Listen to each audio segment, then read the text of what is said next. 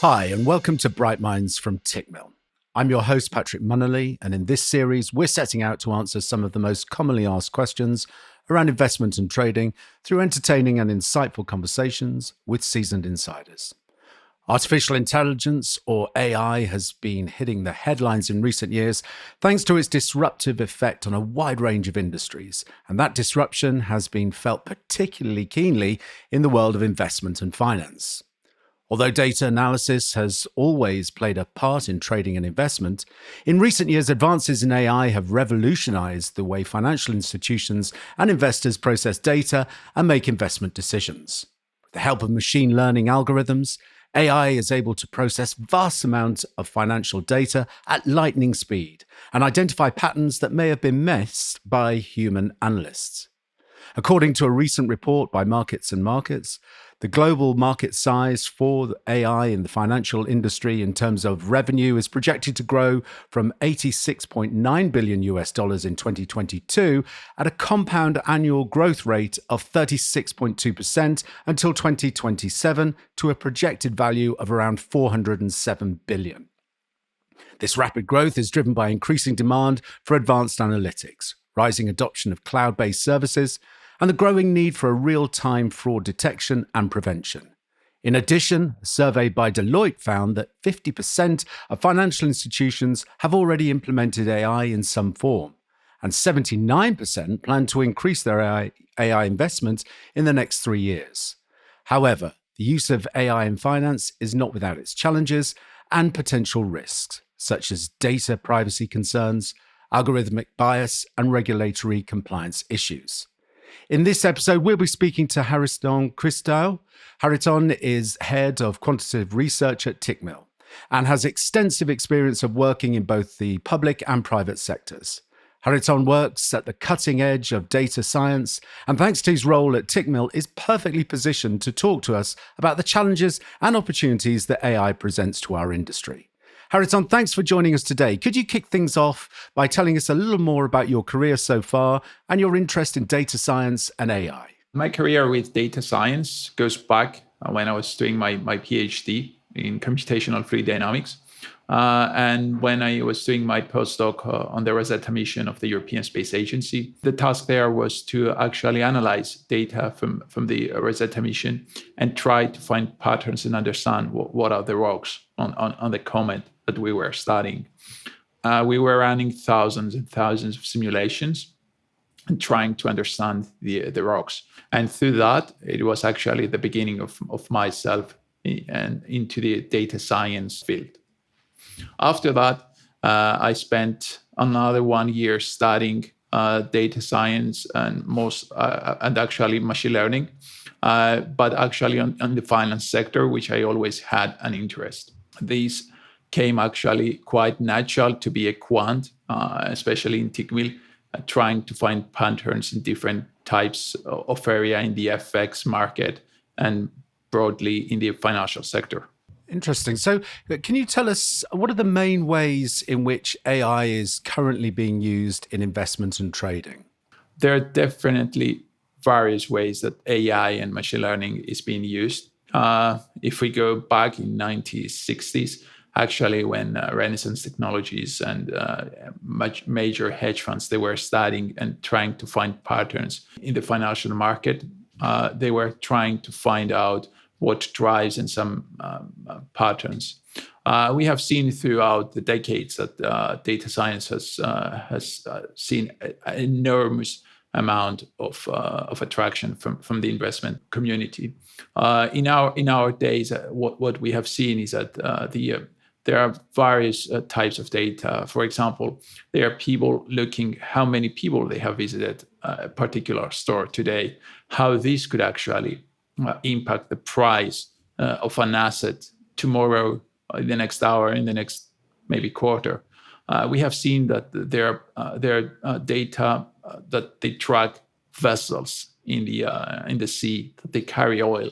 So how much oil has been in these vessels for how many days? Why it's onshore? Why it's offshore? And all this kind of stuff, they have been analyzed by quants.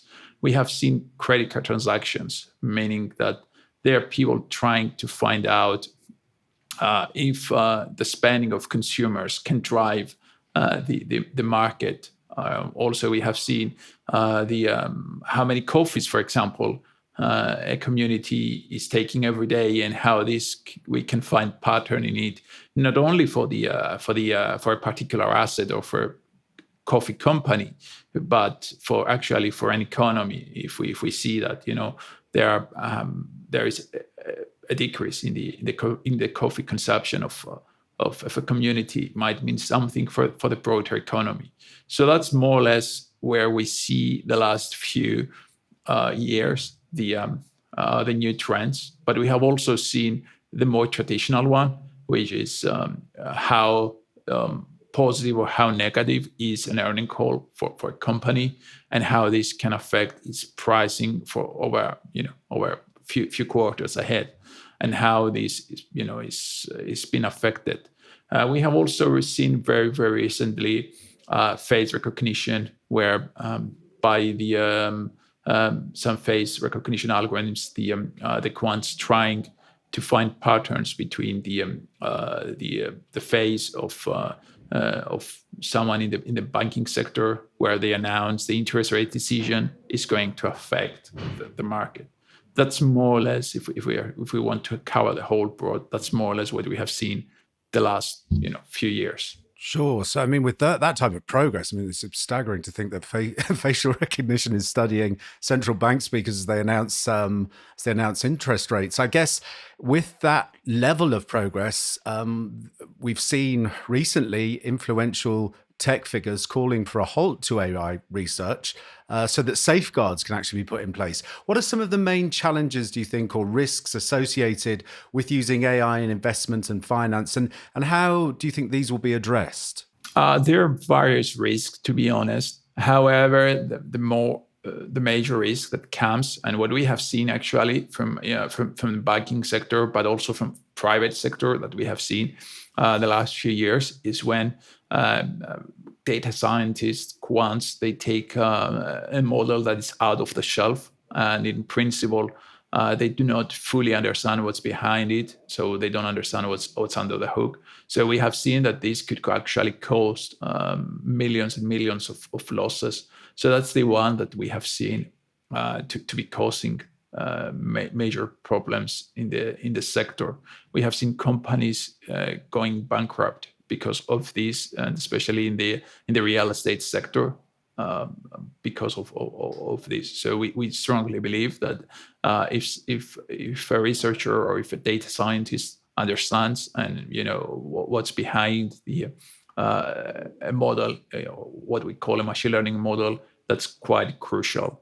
And we see that that's where organizations, they're trying actually to go that direction, to have their own dedicated teams that they do understand what's behind the hook, what's under an algorithm, what it does, what it doesn't.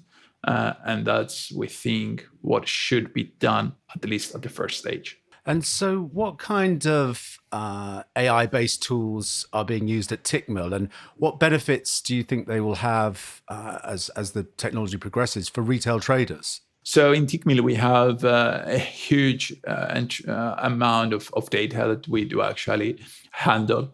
At any given point in time, at every millisecond, we process tremendous amount of data to be sure that the company and especially our clients, they are in a safe environment. And we actually analyze pretty much everything. So, for example, we do analyze the profile. If there's a fraud or anything, we are actually responsible for that.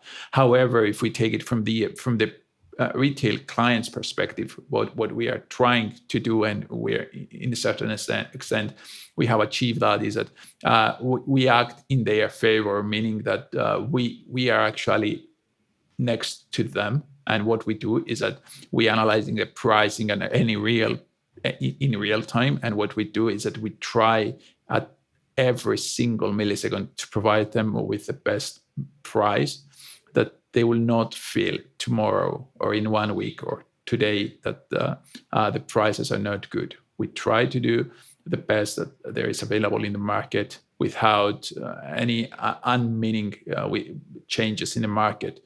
We try, to have quite smooth pricing, not gaps, and we analyze all this kind of stuff, and we know when it happens, why it happened, and how to process it. That's where we stand right now. So one thing that more particularly we offer to our clients is the signals through Tickmill and the sentiment. So, for example, even our quants team spends hours and hours in predicting and trying to identify the sentiment for some news, where retail clients, they do actually have it ready from Tickmill. And we have seen a quite good patterns that they can help them in their trading decisions, but not only trading decision. What we have seen is that it's one of the best tool in managing their risk. Addition to trading signals, which they are also available through Tickmill, which they can provide them some signals if they are blended and combined through sentiment that it's been provided, which is for people that they don't know. It says how positive or how negative it is a news. It can help them create quite good trading strategies and quite good risk management for their assets. It's interesting that you mention sentiment analysis there, Chariton, because as we know in the markets, once sentiment becomes skewed in one direction, the market will often move in the other direction to, again, as always, make fools of the most amount of participants in any one instance. So in terms of that theory, that market theory, how will that impact AI? Because at some stage, I guess, you're going to have AI trading against AI. And at what stage will they start to game each other to get better outcomes? Yeah, that's a good question, Patrick. It's one of the problems that we always actually discuss within the team every single day. No matter how good we are, we have this discussion. And it comes actually back to the user, to the people that they have designed this AI system.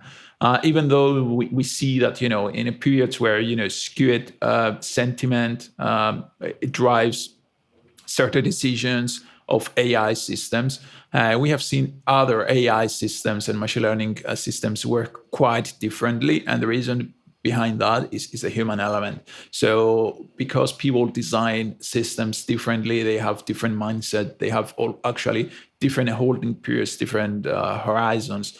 This is affecting the AI. We don't think that 10 years from now this will still be an issue, because at the very, very end is how people they react on their system. So if I design a system that takes purely the sentiment, it will more or less take the same decision that what would you do if you take the same data.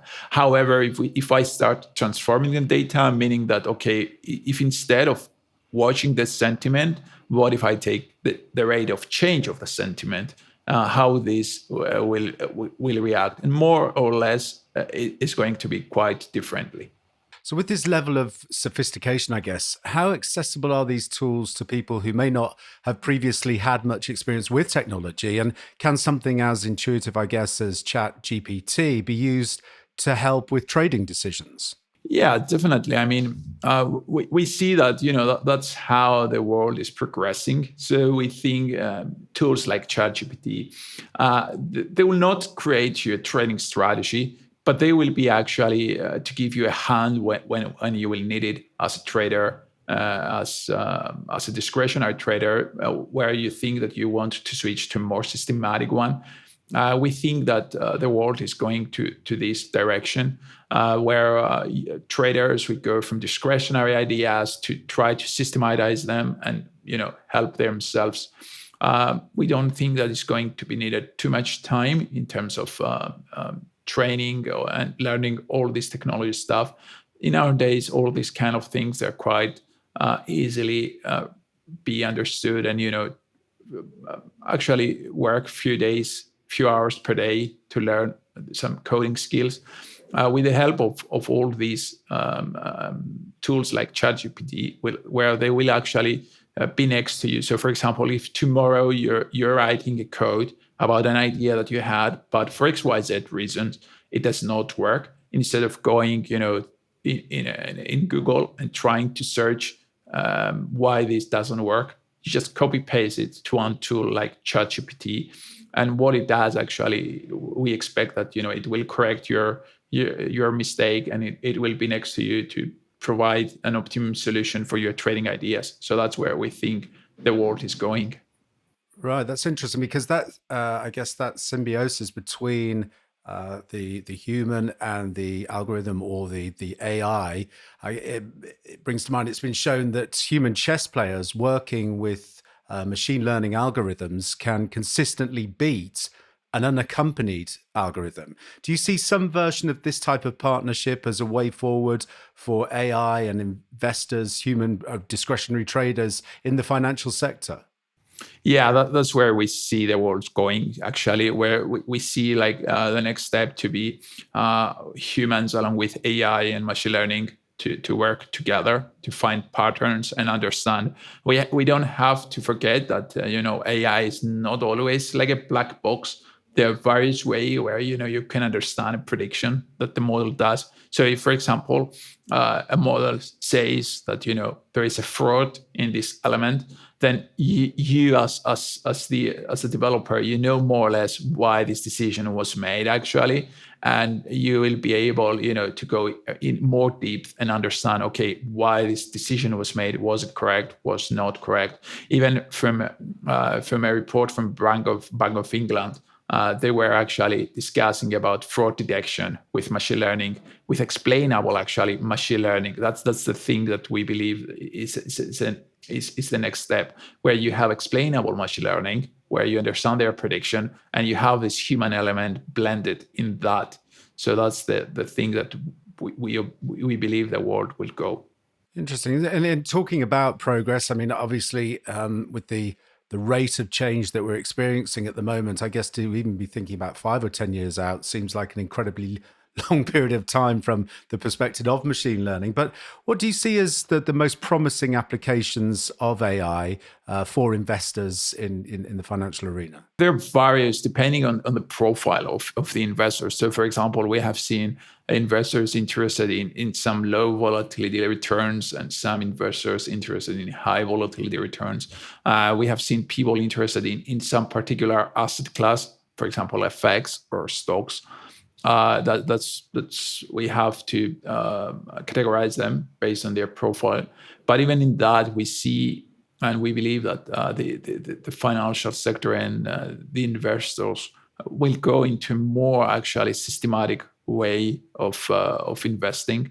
But on the same time, the ingredients for this machine learning or AI prediction will come from humans. That's what we think will be, at least for the next few years ahead.